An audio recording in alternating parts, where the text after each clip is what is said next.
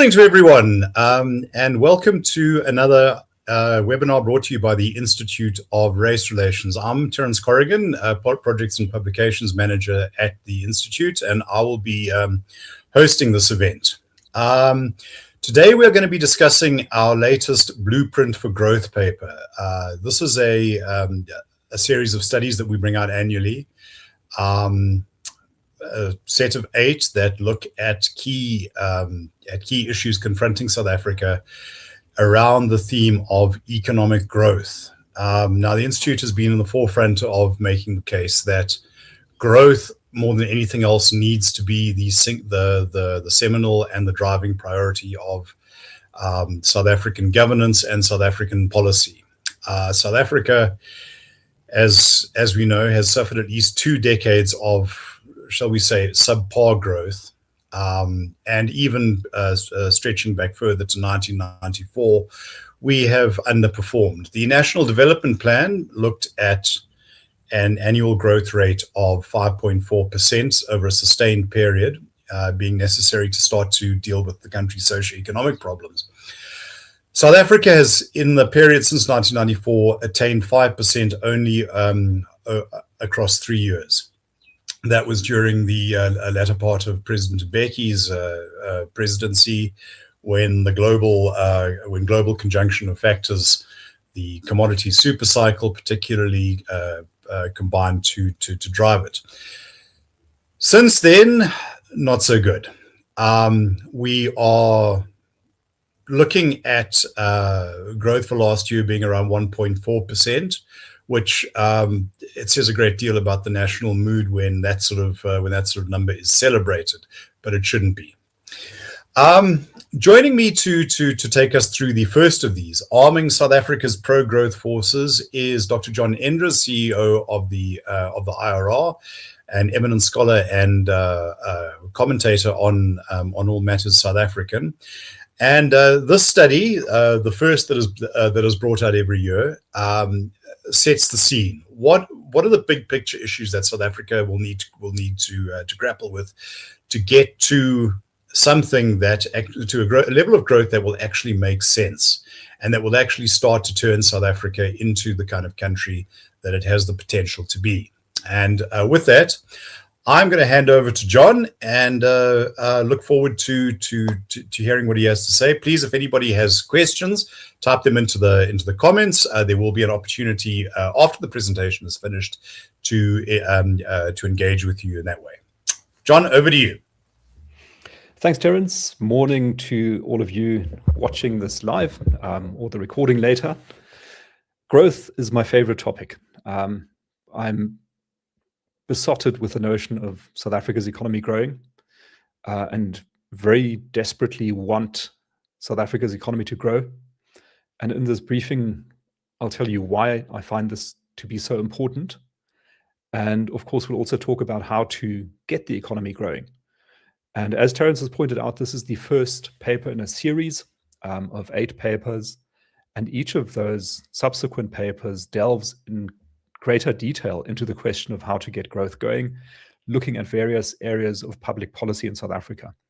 But this presentation and this paper on which it is based is really the scene setter. It explains why it is important, how to get it, why does growth matter. So I think with that, let's get into it. Our structure for today, we'll first talk about why we need economic growth, what's the point, why do you want it? Secondly, how much of it do we want or need? Thirdly, the first step to getting the economy to grow is to increase direct investment. The second step is to maintain and expand infrastructure. The third step is to draw millions more people into the job market. And finally, we need to broaden and speed up economic participation. And our contention is that if you do these 4 things, just these 4 things, you can actually trigger some quite fast economic growth in South Africa. And that's really what we want to get to. But we'll start with the question of like what's the reason for wanting to have growth?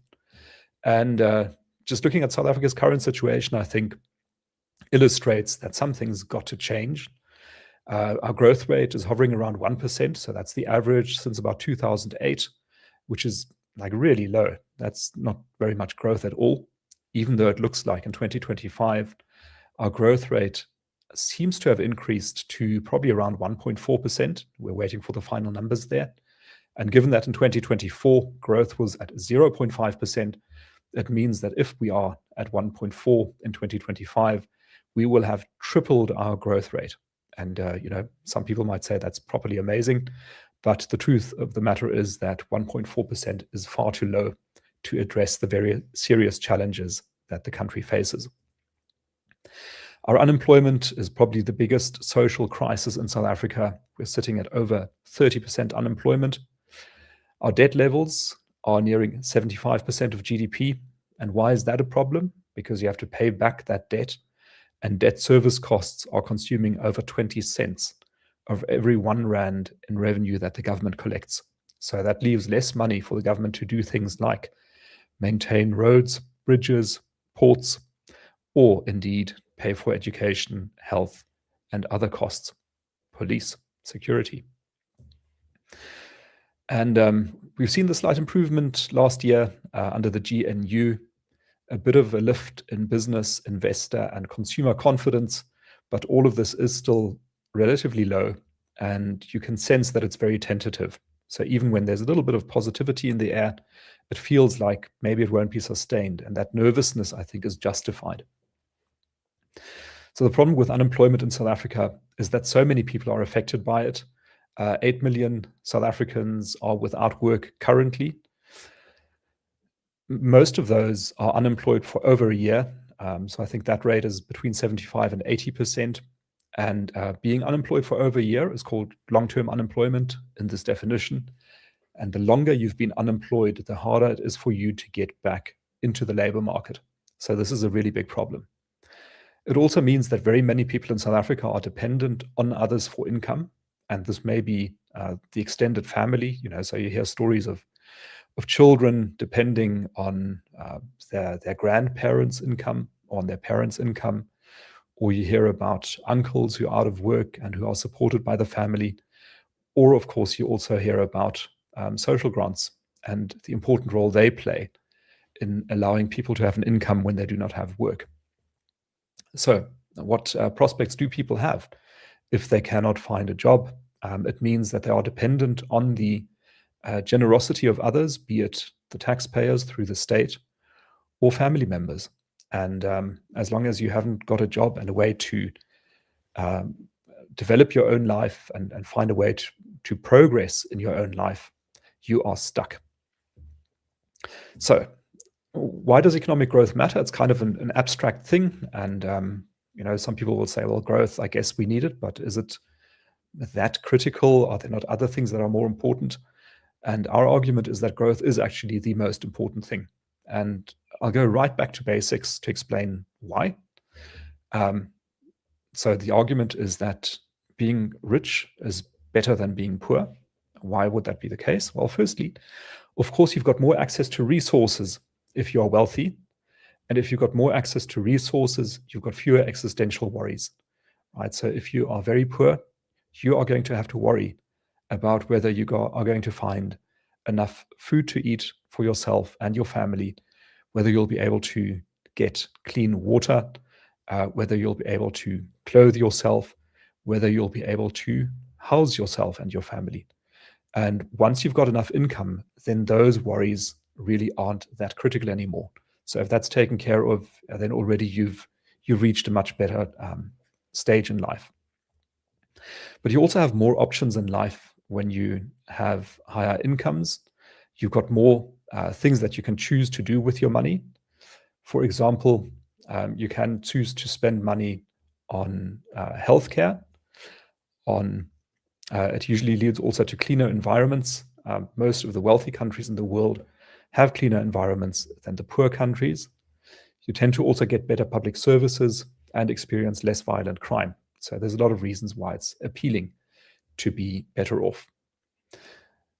Freedom also produces prosperity, but the converse is also true. Prosperity produces freedom. If you think about your holiday options, if you are poor, you really can't even be thinking about holidays or spending time with families far away or traveling overseas or anything like that. And as your income rises, the more choices you get, the more freedom you have to use your time as you see fit and to use your resources, your money as you see fit. So in this sense, economic growth is really important because it is the thing that leads to greater prosperity and that lifts people out of poverty. When we look at South Africa's record over the last, 15, 20 years or so, we see that at the beginning of this period in 2008, GDP per capita, which is a measure of how much economic value gets produced in a country per year, per person, the world average in 2008 was basically identical with the South African average. But since 2008, we see that the world GDP per capita, which is the light blue line, has continued rising, reaching a level now of about $21,000, I think that is. Yes, it is dollars. While in South Africa, the average GDP per capita has stagnated and is roughly at the same level, as a matter of fact, slightly below where it was in 2008. And so that means that South Africans have been getting poorer compared to the rest of the world at a quite significant rate. And there's a different way of showing that, which is this. If you normalize global GDP per capita to 1, so you just keep that as 1, and compare South Africa's GDP per capita as a share, as a proportion of that global average, you'll see that we were at a 1-to-1 level in 2008. So South Africans' GDP per capita was the same as the global average. But since then, it has continuously tracked down and come down to now 0.64. So that's about 2/3 of the global average, and that is a lot lower than what it should be. So that shows how South Africa has underperformed over the past decade and a half, almost 20 years now. It's had a real impact on people's life prospects and prosperity. So given that we really want to get economic growth, the question is, how much of it should we be aiming for? And at the IRR, we think that you should be formulating a stretch goal for yourself as a country. The number we propose is 7%. And we realize, that's a really big number. Considering that we're at 1.4% at the moment, that would require us to multiply our growth rate by 5 times. And given all the challenges that we face at the moment, that is a tall order. But nonetheless, we think you should aim high. Even if you miss that by a percentage point or 2, at least you're still in that high growth rate kind of area, which is where we need to be. Why pick 7%? Because there's a nice rule of thumb, which is that if you divide 70 by the growth rate in percent, that tells you how many years it will take to double the size of the economy. So that's a really useful little rule to know. To make an example, so if you divide 70 by a 7% economic growth rate for South Africa, that tells you that within 10 years, the economy will be twice as large as it is now. So within a decade, we could double the size of the South African economy if we were growing at a 7% growth rate. And that is something we should be aiming for. At the same time, also, because unemployment is such a big problem in South Africa, you need a high growth rate to bring that down. Probably, according to our modeling, a 7% growth rate over 10 years would be sufficient to bring the unemployment rate down from about 32, 33% where it sits now into single digits. So if you're trying to hit that 9.9 to just be in single digits, a 7% growth rate might just get you there. Even that is still tight, but if anything less, it's not going to do it. Right, so we want 7%, but how do we do it? That's the key question.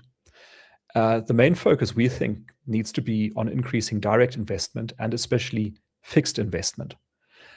The most important number in South Africa, we keep reiterating in interviews and in briefings, is this number. It's a number called gross fixed capital formation.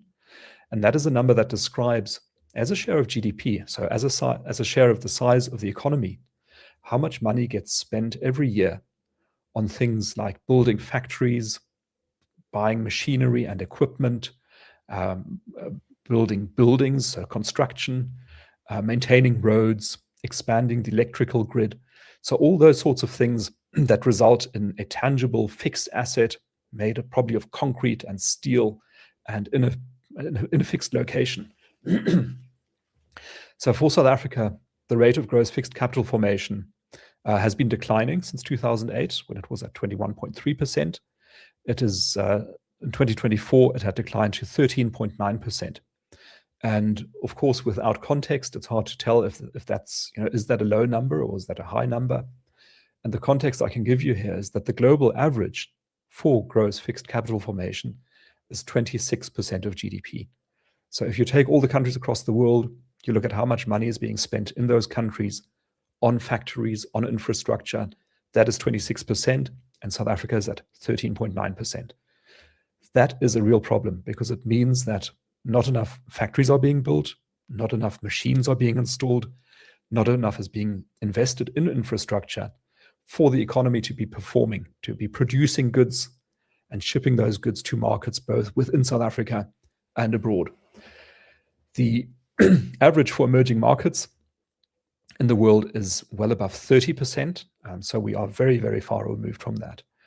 And for South Africa to get into the space where the economy can grow at higher levels, hopefully approaching 7% one day, fixed investment has to increase very dramatically. We need to get that number up to at least 26%, 25%, which is the global average, and then try to push even higher into the 30s to make sure that the economy starts humming and starts creating jobs for people as well.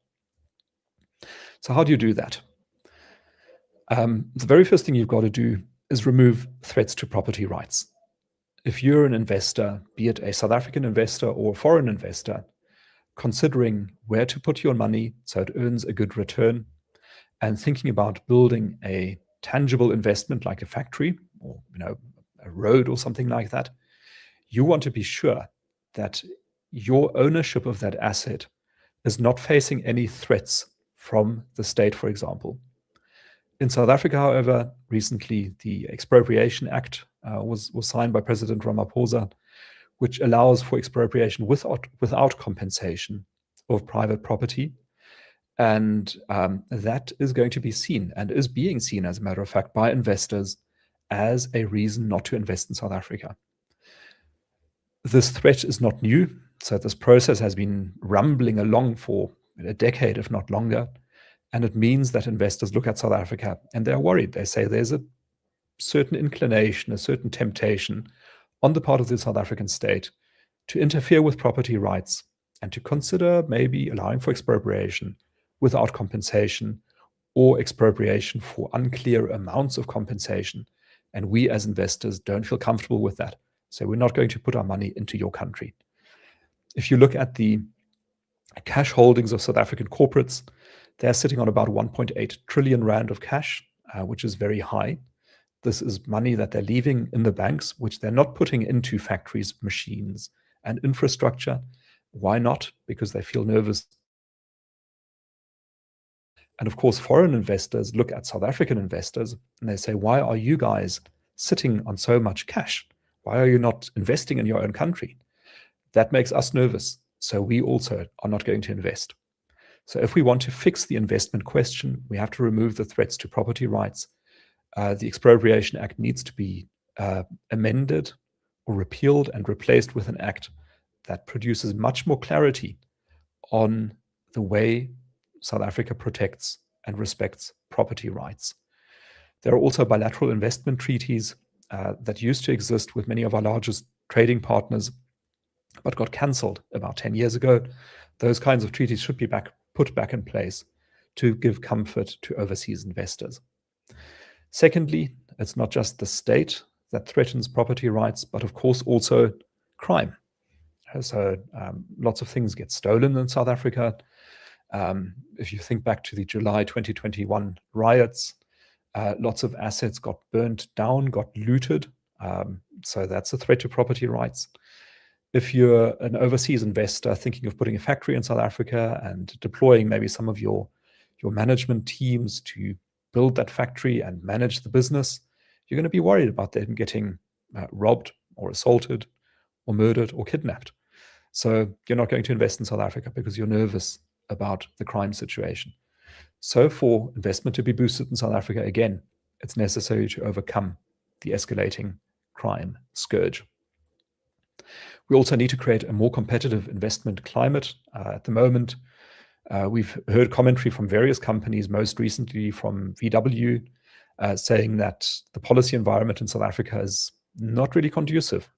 It's uncertain. It's not clear what the government wants to do to boost automotive manufacturing in South Africa. But we hear similar stories from companies like Goodyear, which shut down its factory last year, Impact, which is a paper manufacturer that is closing or thinking of closing a paper mill in Springs, and a range of other companies that are divesting or scaling down because the investment climate is not favorable in the country. And maybe in this context, I should also note the Transformation Fund, which the Trade and Industry Minister now wants to introduce. Investors are going to see that as a straight tax on their revenue. And I think it's going to give them a bit of clarity on how much money they have to spend. But of course, it makes it more difficult to justify investing in South Africa when your rate of return is already being cut into by taxes like this and others. Finally, we also need to create an entrepreneur-friendly economic climate. And we see that in South Africa in many cases. Informal businesses, for example, get harassed or don't get support from the state.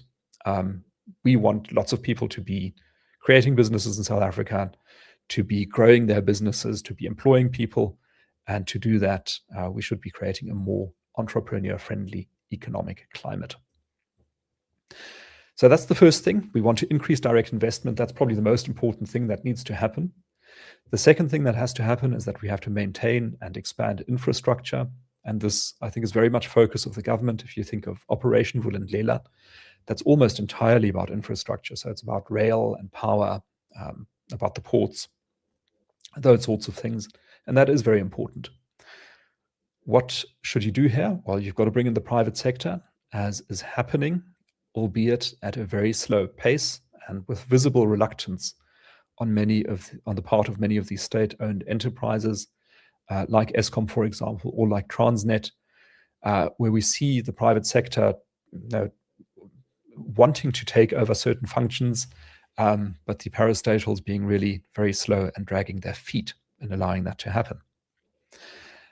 We also think that forms of private-public partnerships are important to get the infrastructure working again, while keeping in mind that there is a risk that the public part of such a partnership will claim all the credit while in fact co-opting private expertise and financial capital to solve problems that were caused by the public sector in the first place.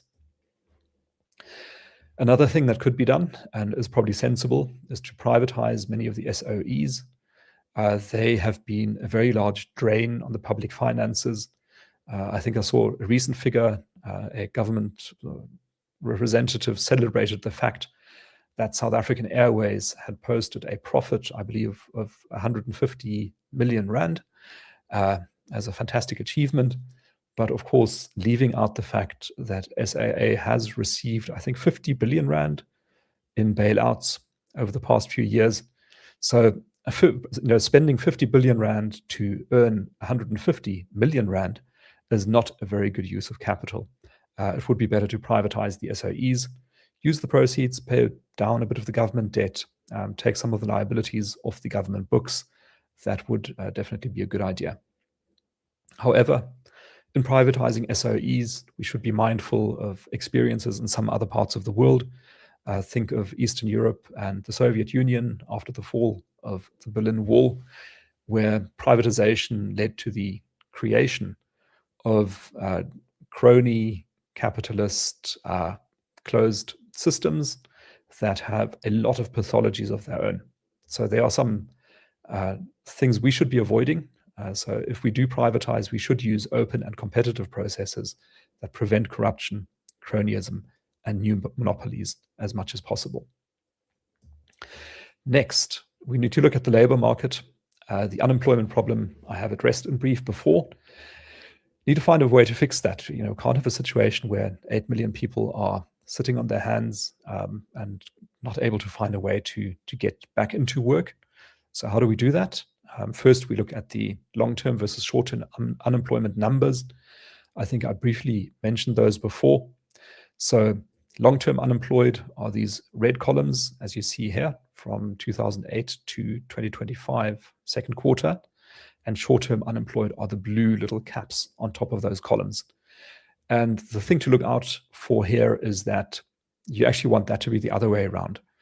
So all economies have some level of unemployment, even if it is very low.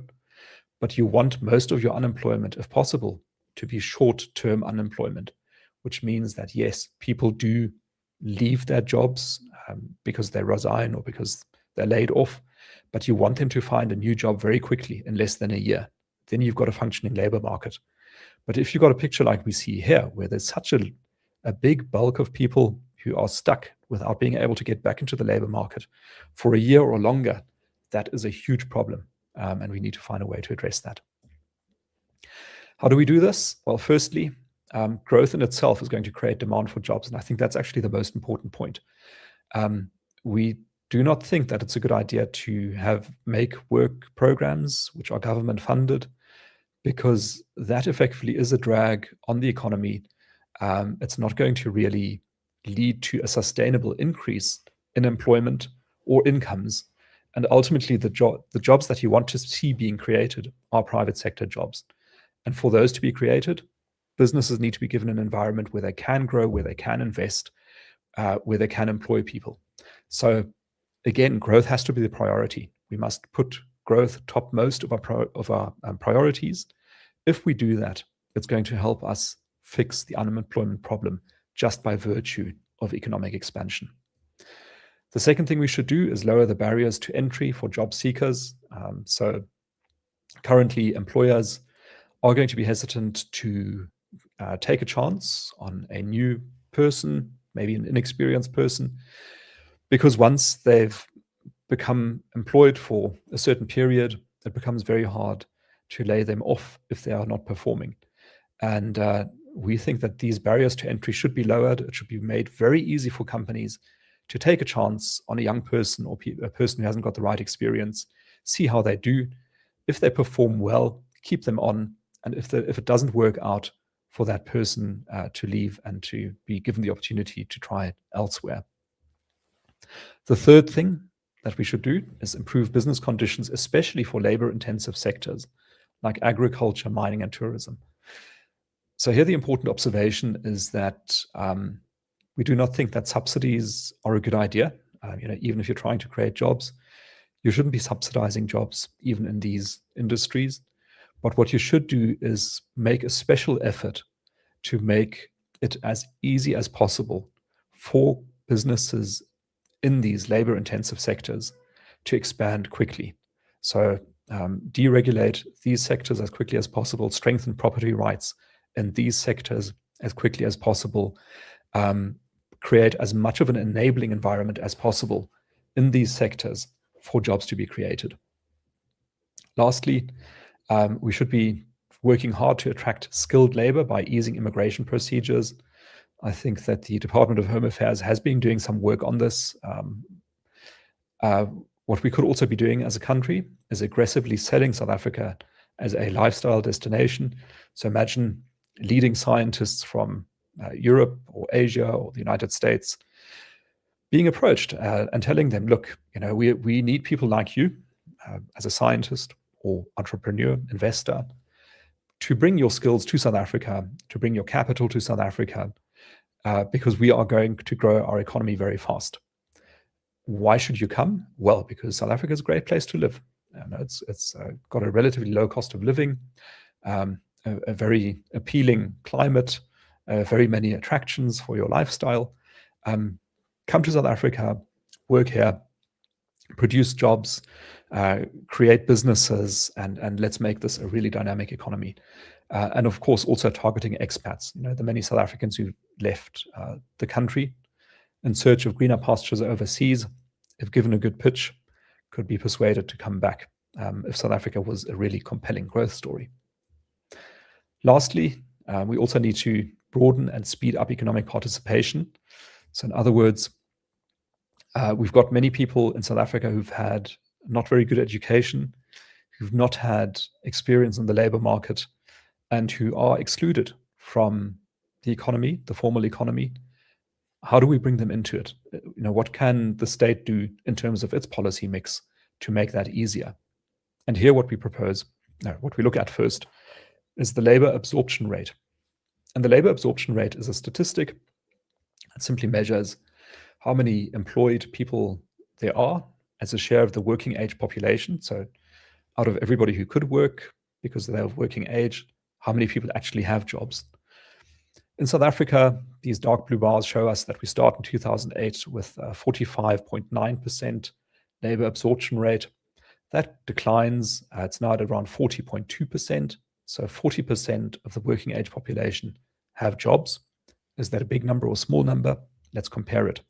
This is the world average. So that's at 58%. And for upper middle income countries like South Africa, the number is 59%. So in terms of labor absorption, South Africa is sitting at just 2/3 of the upper middle income average. It shows us that our economy is not very good at providing employment opportunities to people who are actually available to work.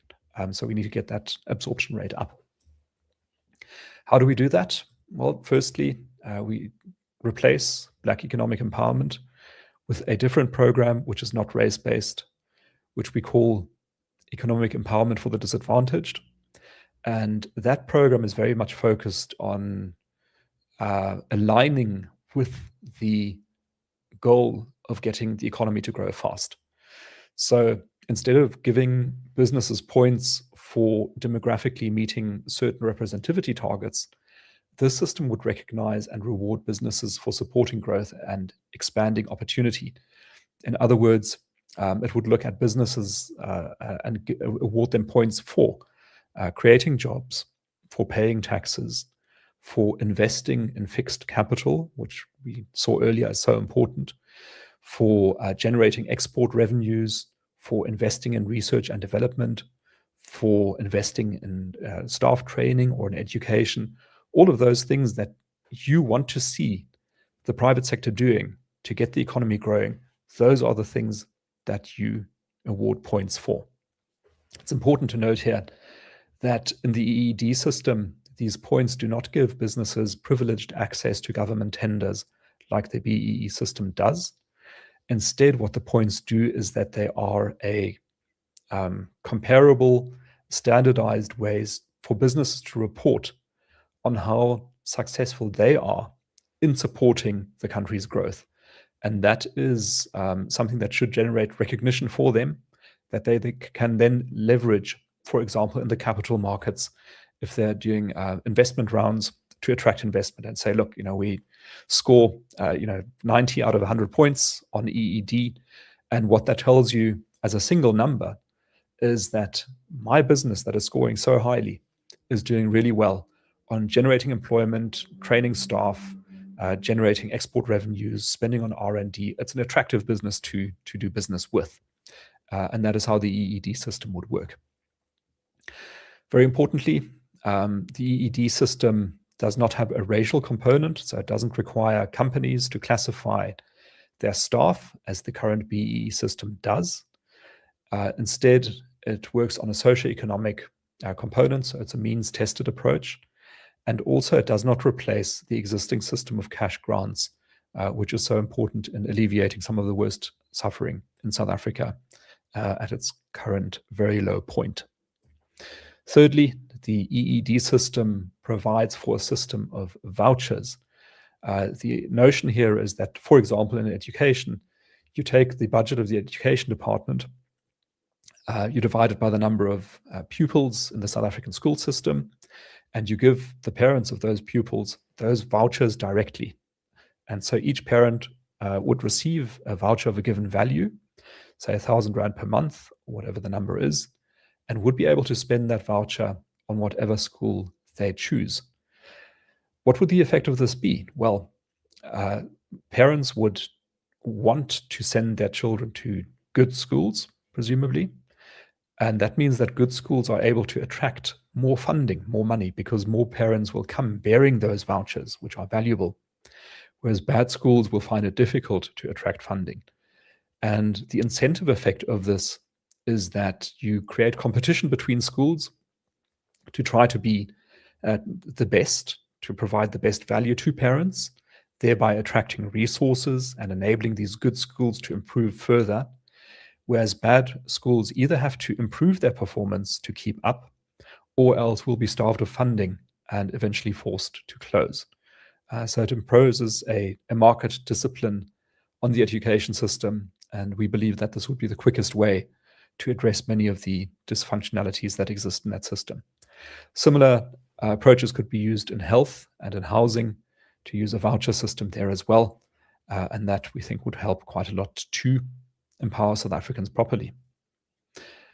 I think that brings us to the end of the presentation.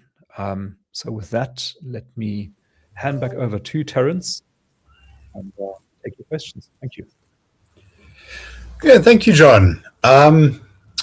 There's a lot to digest there, and I think what I take away from that as the sort of primary lesson is that this needn't cost us a fortune. It requires a shift primarily in mindset and in the way in which policy and governance is conducted. So let's go through some of the questions. Sorry, just my computer's being a little temperamental and refusing to scroll up. Okay. First, one of the early comments. First things first: get rid of bureaucracy, legislation, rules and regulations, certifications, qualifications, forms and more forms, administration ad infinitum, all designed to create obstacles. Talking and writing doesn't get things done. Doing does. In short, too much government. Is this something that you would endorse? Yeah, very much so. So I think that, Moritz, you're talking our language. Speaking to small business owners, but even large business owners, this is a constant refrain that you hear, is that they are being kept busy with busy work, effectively, filling in forms, having to racially classify their employees, fill out employment equity forms, submit them to the department. It is not productive work. So there's a lot that could be done in terms of deregulation, in terms of reducing onerous licensing requirements to free up the economy and get it to grow much quicker than it does now. And maybe at this point also, I'll put the question back to Terence, because Terence, you've written a paper on investment and how to attract it in South Africa. You've spoken to business people, and I think they've also been mentioning things like this. So what are some of the barriers that they mention when you speak to them? Look, the labor relations regime comes up a great deal, particularly in relation to taking people on. As far back as the 1990s, I remember speaking to business people who would say that shielding themselves from the labor market was a major strategic issue. You want fewer people, more productive people, probably better paid people, but you want to make sure that the people you have are the people you need, and that's kind of the bare bones. And I think that the regime we have has, in a sense, been good for people on the kind of lower rungs of the employed the employment pile, but it has circumscribed the ability of more people to get into that sort of work. So it's created effectively an insider-outsider dynamic. And then, of course, a great deal of circumvention. Outsourcing became a big thing, and people working off the books. Various measures like employment equity and Black economic empowerment. I mean, that I think that needs to be understood more in terms of the dissuasive effect it has than what people are willing to say in public. And I think because these are such ideological matters, Business licensing at present, not so much. But remember, we do have that business licensing bill, which effectively is probably going to compel everybody who's operating a business to go and get a business license from the municipality. And it's one of those what could possibly go wrong moments. Maybe also for the viewers, there's a submission on the IR website on that bill. So that's actually very much worth reading to see just what that bill proposes. As you say, like every single business would have to go and get a license from the municipality. The licenses expire every so often, I think after 5 years. It's unclear what happens after your license has expired. Like, can you continue operating? Imagine your municipality not being on the ball and you apply a year before your license expires. By the time it expires, you still haven't got the new one. What do you do? Like, do you keep going? Do you stop? It's wild. Look, there've been there's plenty of precedent for a disaster in this. I know of people who are in South Africa with work permits. You apply, but your work permit doesn't come in time. Your renewal, and then you simply get to go and sit at home until such time as it is processed. Maybe so I would not be surprised if we did find a situation where firms are required to cease operations. Also, the point, Terence, about the licensing as a gatekeeping function. In other words, it's very easy to imagine, you're in some town, you've got your little business, you go and apply for the license and you get told, look, this is going to be unfortunately very badly delayed, but maybe we can make a plan. And then you make a plan, the municipal official helps you and you get your license immediately. That happens, I think, in many other licensing regimes in South Africa as well. No, sure. Look, and that's a universal condition. I think, though, that South Africa often legislates as though it's Singapore and finds that its execution is kind of somewhere around the DRC. I have said, with some degree of seriousness, that if you want that sort of a regulatory and intrusive state reach, well, maybe we can persuade the Singaporeans to lend us their civil service for a generation. Until they do that, though, we are stuck with the one we have. One other thing I'd just like to point out before we continue with the questions is there was a remark about how are other emerging markets doing. Well, other middle income countries, they've been the biggest beneficiaries of globalization. You find the kind of aggregate level of investment at around 35% of GDP. South Africa has really managed 20%, and those are in the good years. South Africa consumes; it doesn't invest. In fact, South Africa's investment rate, which, as you say, is the key index, is lower than that. Not only lower than the aggregate of comparable middle income economies, but also lower than low income economies. Now, you would expect this because these are countries where one investment can really change the game. And we also do worse than high income economies. So these are wealthy countries where you need a lot more investment to get that percentage up. But as a group, countries like Germany, Sweden, Singapore, United States, they do better than we do. It's truly a depressing situation. Terence, like the one stat I've got on that is I think it was a recent World Bank report that's forecasting the growth rates for various world regions in 2026, so the current year. So sub-Saharan Africa is forecast to grow at 4.5%. But South Africa is such a drag on that rate that if you exclude South Africa, sub-Saharan Africa would grow at 5.4%. Right? So it's wild. And that's with situations like Niger and Mali. These are not propitious business environments. Another comment here: surely, if legislation allows people to be employed, they should allow those businesses also the right to lay people off. I agree, a formal labor union is important. However, the legislation is made at national level, not at a local level, and then the same audience member says labor unions seem to be there just to collect subscriptions and don't help economic growth. In actual fact, they depress the economy. John, your response. Yeah, so I think having labor unions is important because they do help to balance the power of bosses versus workers. They help to channel negotiations as well, but it can also become dysfunctional. And I think in South Africa, in many ways, it is dysfunctional, as the viewer points out. One of the reforms we suggest is secret strike ballots. Secret strike ballots. In other words, union members should be able to decide without fearing retribution whether they want to go on strike or not, which is not currently the case.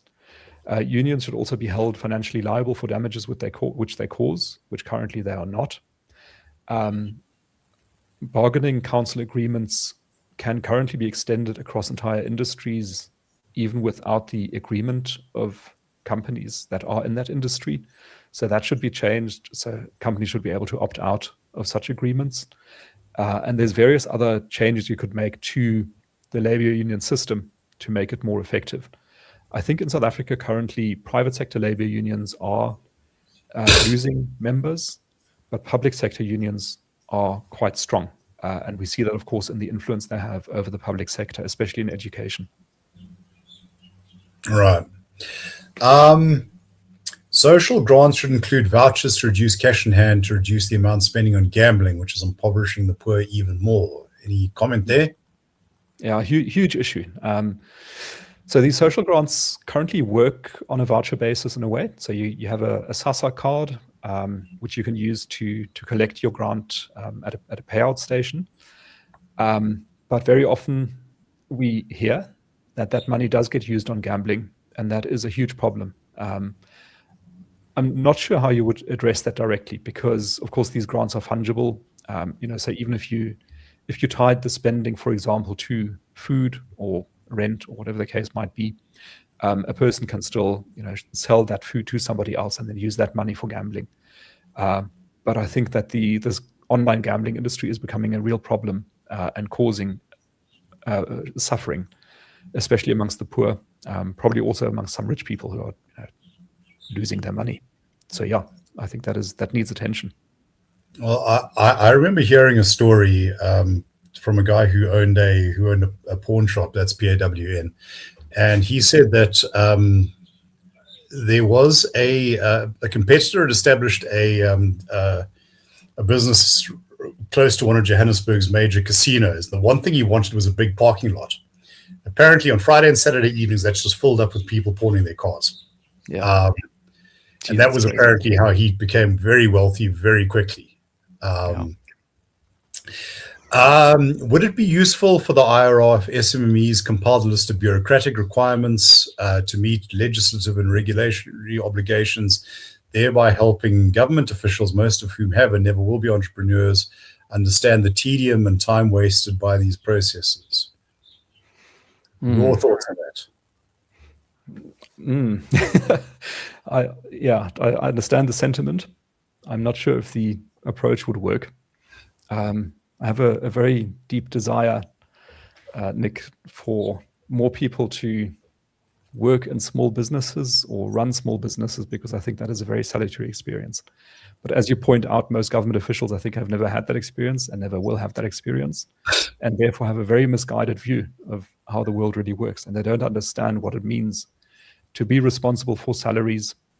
They don't understand what it means, the difference between a loss and a profit, where the unions and government officials will say that profits are evil and, as capitalists becoming wealthy by exploiting the poor.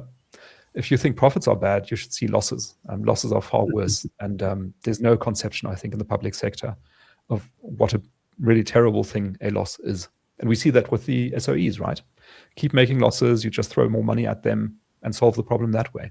But in the private sector, that doesn't work. A loss is an existential threat to your business. It's an existential threat to the people that you employ. And you've got to make profits if you want to survive. And anything that sort of stops you from doing that, like long bureaucratic requirements and time wasted on things that don't make money, is a problem for that. So yeah, it's a huge issue. and I think very widely misunderstood in the public sector, which just passes more and more regulations. Right. I remember there was another think tank seemed to have gone quiet over the last couple of years, SBP, that used to do an annual survey of small companies and looked at things like that. One of the difficulties, though, is that not every business is going to be exposed in the same way, and with the same basket of regulations. If you're a financial services firm, you are probably quite heavily regulated. If you're a food services firm, there are health and safety. If you're selling hardware, it's somewhat different. Yeah. But yes, no, definitely, I think that what we need to work towards is what I would call better regulation. Regulation is at times necessary, at times it's not. What are you doing, and what is the price you're willing to pay to get there? Sometimes the equation just doesn't work. Yeah. Next one. Sorry for the interruption, but things like minimum salaries have been a major force in reducing employment by making SA industries non-competitive and forcing automation. Do we have the right people available to drive growth? Dependence on mining and reduction of manufacturing sector with growth in imports drives unemployment. Mm-hmm. Your response. So there's a couple of points there. The first one is about the national minimum wage, which Armin writes has been a major force in reducing employment, and that seems to be borne out by the statistical facts. So that is something that our fellow Gabriel Krause has been flagging, I think, since 2019. He's been going on about this, and his big point has been that a minimum wage doesn't always increase unemployment. It depends on what level it is set at. And when your minimum wage is very high, then it does increase unemployment. In South Africa, the minimum wage is very high. It's almost at a one-to-one level with the median wage. The implication being that it makes half of all jobs in South Africa illegal because they're not paid highly enough. Some research was done, I think it was by the Bureau of Economic Research, on the labor effects of the introduction of the minimum wage. And they found that several 100,000 jobs had been lost as a result of introducing the national minimum wage. In a situation where we've already got a 30% plus unemployment rate, it's completely unconscionable.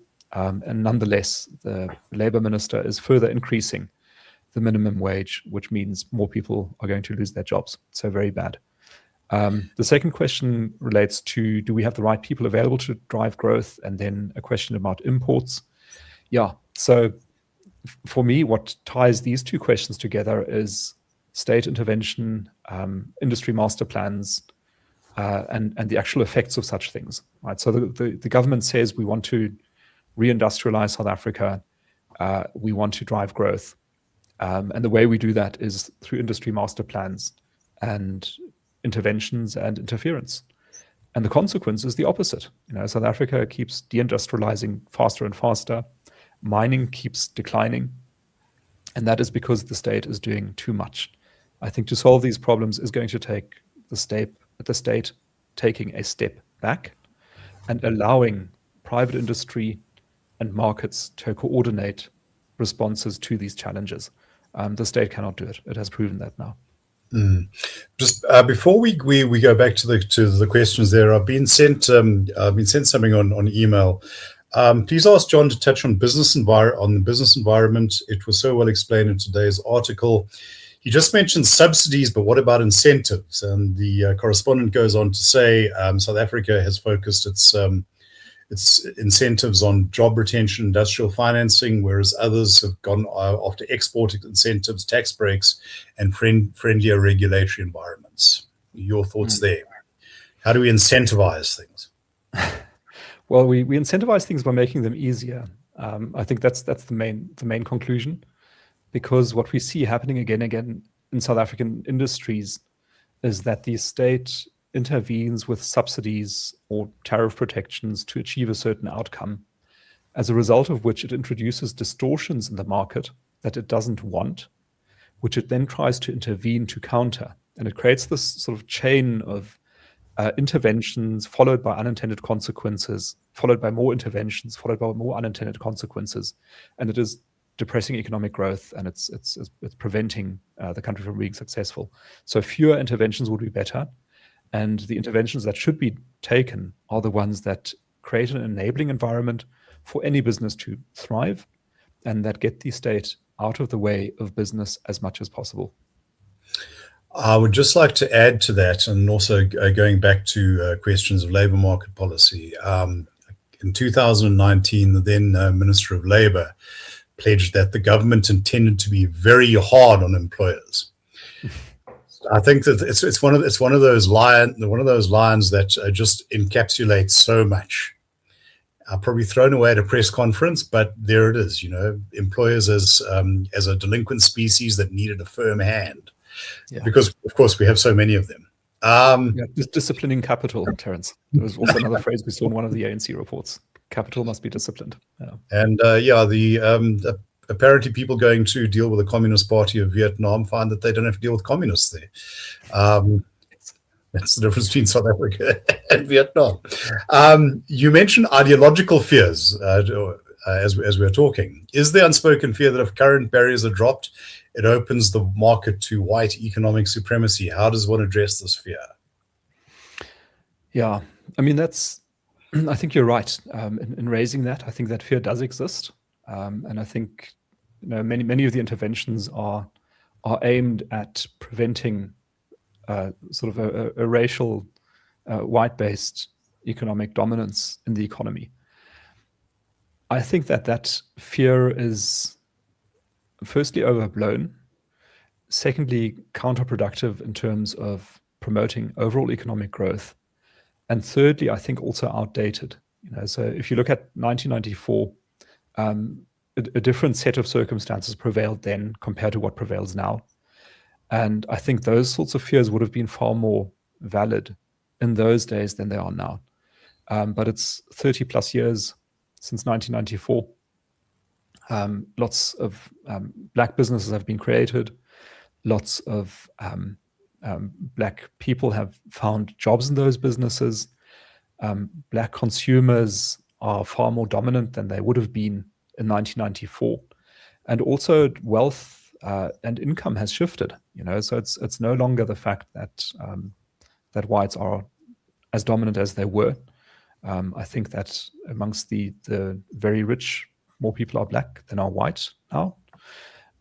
So I would say that, though that fear would have been valid 30 years ago, now it is no longer as valid, and it's now a problem. That fear is now a problem for economic growth in the country, and it is limiting opportunities, not just for white people, but also for black people. And to mention just one example of this, if I may, Terence, a study again done by Gabriel recently on the effects of employment equity in the South African police service. He found that out of 180,000 people working for the police, 60,000 are blocked from promotions because of their race and their gender. So it's 1/3 of the total workforce at the police. Of those 60,000, over half, I think 30 or 35,000 are black men. So the effect of these preferencing policies has been to block 35,000 approximately black men, who are the intended beneficiaries of the policy, from being promoted.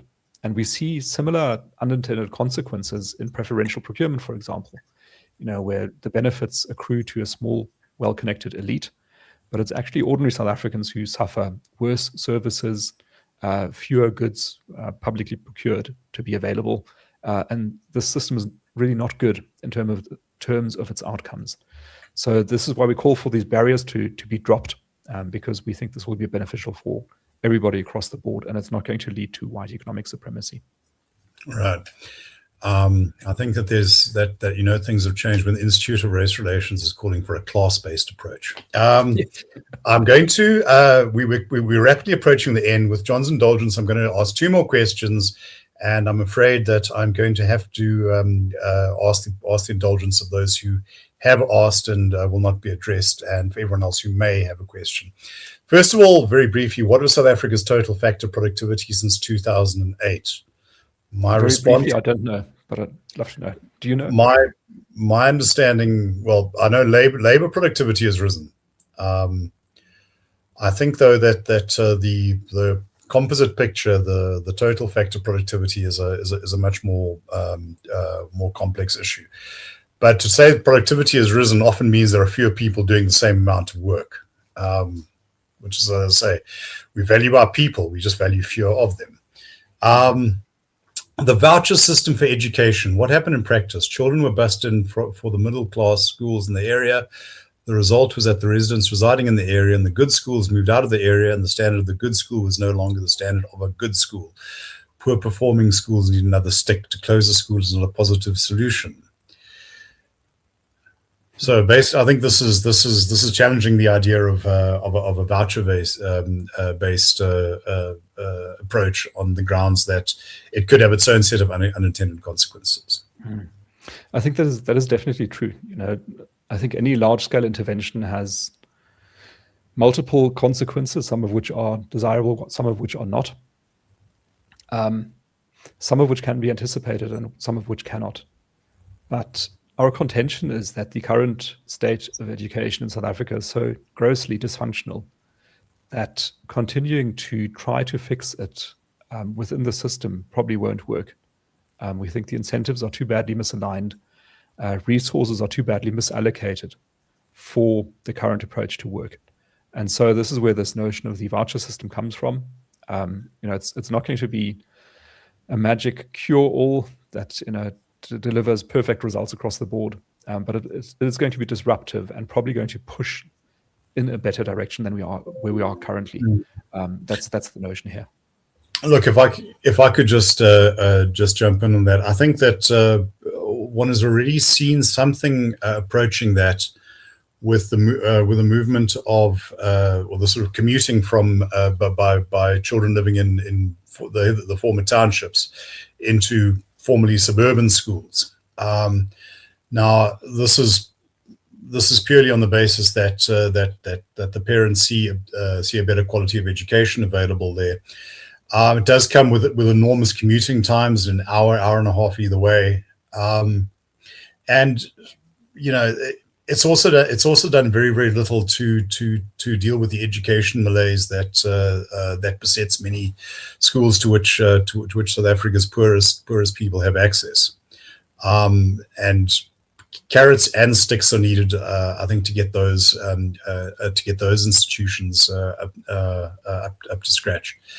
I mean, there's a comment that the measure of a wealthy society is not that poor people drive cars, but that wealthy people use buses. And I think that very much goes for the education system as well. I think that there are some very interesting success stories of historically black township schools, some even in informal settlements.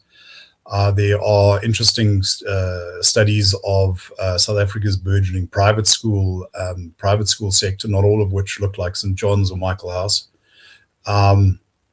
But I think that we do need, if nothing else, a great deal more creative thinking around that issue, because that represents, to my mind, one of the great betrayals of South Africa's future generation. And yes, with that, I'd like to thank John for this engaging and dare I say it, lucid presentation. We want to thank all of you for attending, and those of you who wish to read the report, it'll be available on irr.org.za. Yes, please read our material on the Daily Friend. Join our daily podcasts, and we look forward to welcoming you to another webinar in, I think it's about 3 weeks. Actually, 1 week maybe. I think it's 1 week. 1 week, yes. So John can see that I am gainfully employed, because I shall be hearing that one too. With that, goodbye to everyone, and have a wonderful day further.